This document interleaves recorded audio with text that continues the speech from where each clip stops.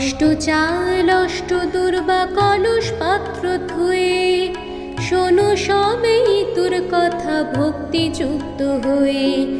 ইতু দেন বর ধন ধান্যে পুত্রে পুত্রে ভরে উঠুক ঘর।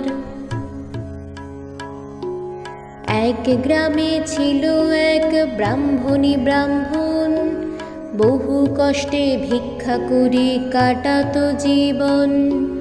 অন্য ঝুম্ন নামে তাদের দুই মেয়ে ছিল, পিঠে খেতে ব্রাহ্মণেরও মনে সাধ হলো।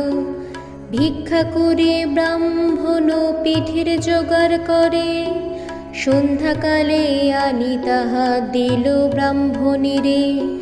রাত্রিতে ব্রাহ্মণী পিঠে